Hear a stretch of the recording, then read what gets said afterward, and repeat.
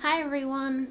Sorry I've been a bit quiet lately. This past month I moved back into my dorm room at college. As you can see, I'm in a different place right now. This is my room. I won't show you too much of it because it's really messy. Right down there is a bunch of stuff. I am currently interning in the city 3 times a week, so I've been super busy with that. I have to wake up at 5:30 in the morning every day to take a 2-hour train down to New York City for my internship. And then also classes have started, so I've been a bit busy and haven't had time to sit down and film.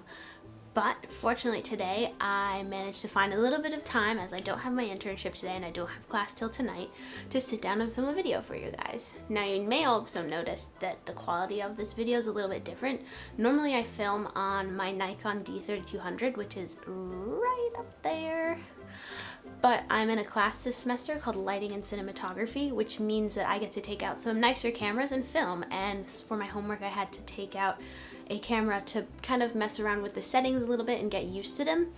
And I thought, why not use this opportunity to film on a really nice camera while I'm at it? So that is what I'm doing for you today. So as you can see from the title of this video, I would like to start a little mini series on my channel called The Road to San Diego Comic-Con. And this first one is going to be a mini haul where I placed my first Amazon order and I did my first trip to Joan fabrics.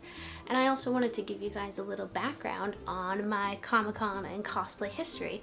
So I hope you guys are really excited because I'm so excited. And let's get started. So I first want to talk a little bit about my personal history with cosplaying and going to these conventions. I'm going to insert some photos here and there to show you guys a couple of different outfits that I've done and just explain to you what I've cosplayed as in the past. So I've been to Boston Comic-Con 3 times. I've also been to New York Comic-Con 3 times, and the one in San Diego is my first time going. I'm going with my boyfriend, so we're really excited. We booked the flights, we got our tickets. We're going Friday, Saturday, which is like the best days to go. So we're really looking forward to it. We just booked our hotel last night. Since this is San Diego Comic-Con, this is the biggest Comic-Con in the country, and I really wanted to make sure that my cosplay is like the best one that I've done yet. So I'll talk about that a little bit, but first we're going to talk about some of the ones I've done in the past. So let's start with Boston. I went to Boston 3 times. The first time I didn't cosplay. I was still in high school, so I was still kind of fairly new to the whole conventions thing, and I wasn't too confident myself to cosplay, but I went with a couple of my friends and we actually met Sean Astin, which was really nice. We all held up signs that say potatoes, like from Lord of the Rings, and it was really fun. It was really great to meet him. And then once I came to college and I met my boyfriend, he told me that he also really wanted to go to these Comic-Cons, and so we started going together. Our first convention that we went to together was New York Comic-Con. We didn't know that we were going until a week before the convention happened, so we didn't have much time to prepare for these cosplays, but we decided to just go as a traditional Joker and Harley Quinn. He went in the I don't know which one it is, but it's the one with the purple suit and all the makeup. And I just kind of went as like a jumble of all the Harleys because Suicide Squad had almost come out and I didn't have much time or knowledge to like research her and do like one of her specific outfits. So it was just kind of like my own interpretation of what Harley would look like. But that was really fun, and that kind of sparked our interest in wanting to go to more conventions and doing more cosplays. So after that we went to Boston again, which I'm from Massachusetts, so we stay at my house. We just take the train in, which is really nice, but it's also a little bit nerve-wracking, especially when you get to the subway station and you're in full costume and people start looking at you weirdly and they're like, what are these people doing? I've just kind of learned that they don't know who you are really. Like, no one knows who I am when I have a wig and makeup on, so I just need to learn to embrace it. And thankfully I finally have like gotten a lot more confidence with walking around these big cities in full outfit and not really caring what people think. So for Boston, my boyfriend and I went as Spider-Man and Black Cat. That was a lot of fun. That's one of my favorite outfits.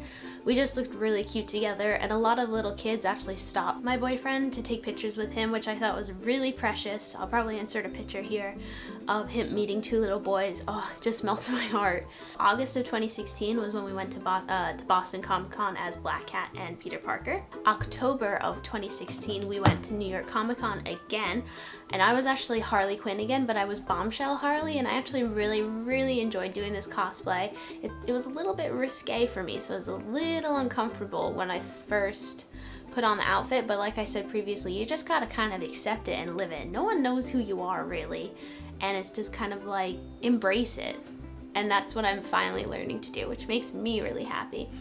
And my boyfriend went as Red Hood, and at this New York Comic Con we actually waited in line for 3 hours to meet Stan Lee, which was long but definitely worth it. He was not supposed to be 3 hours, he was probably only supposed to be an hour, but I mean, I didn't get his signature or meet him personally, but my boyfriend did, and that made him really happy, so I was happy. And then we just walked around the floor and did some shopping like we always do.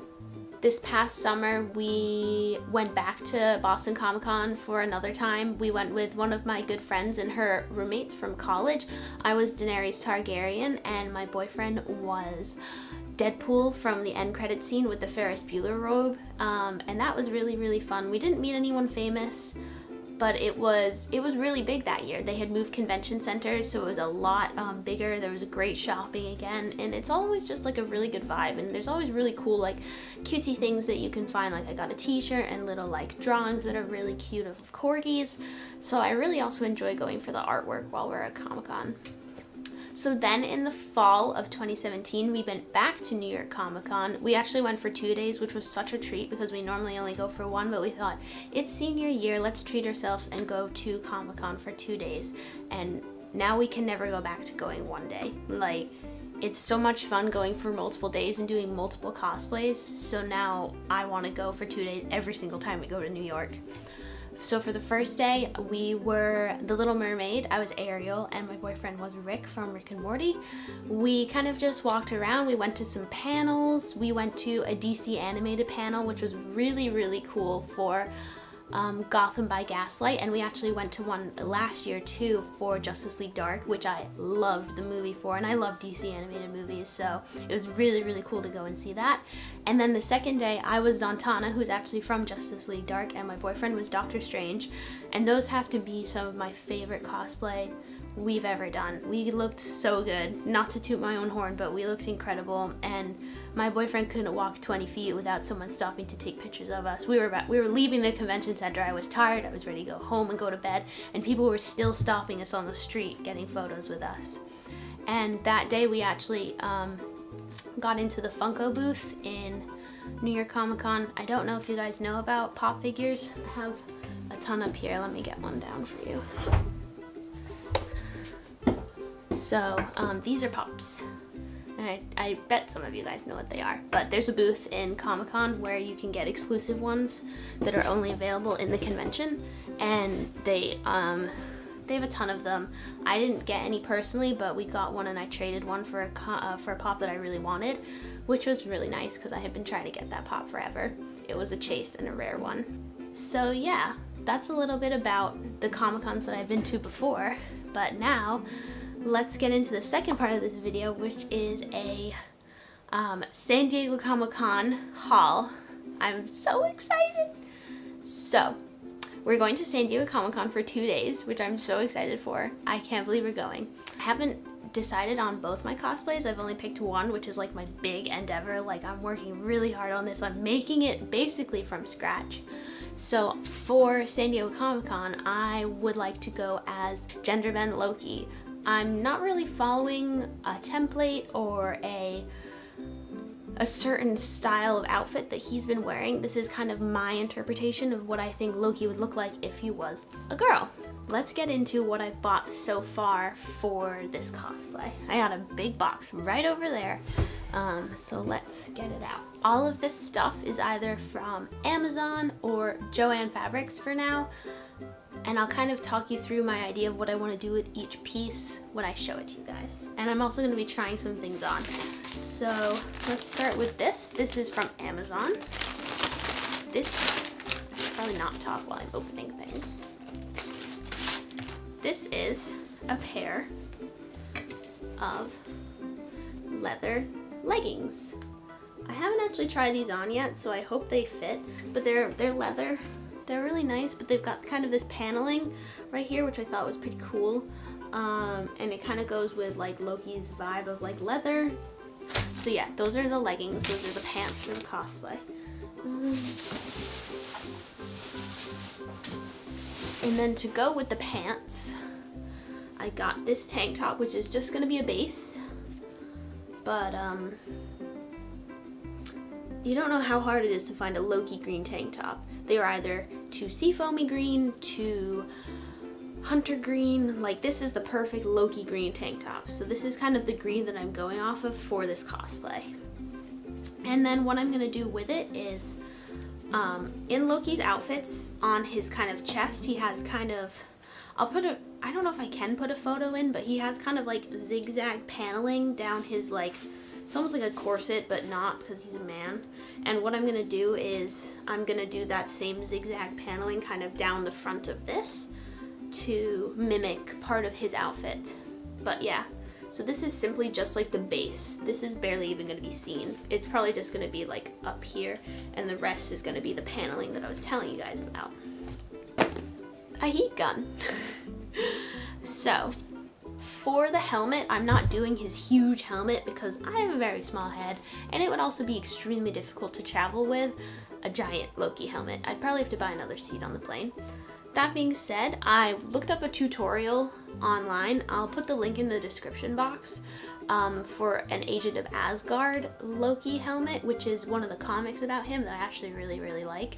And it's kind of smaller, it just goes across here and it has teeny little horns. But in order to make it, you need styrofoam that you can melt to the shape of your head. You kind of layer it and then melt it so it like fits your head perfectly. So I got a heat gun so I could melt my foam paper to make the helmet. You never know when you might need one, so now I have one.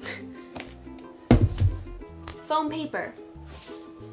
This is what I'm going to use to make the helmet out of. So like I said, I will cut it out and shape it to the size of the helmet, mold it to my head like so, and with the heat gun, and then I will spray paint it gold so that it actually looks like a helmet and not a piece of foam paper around my head.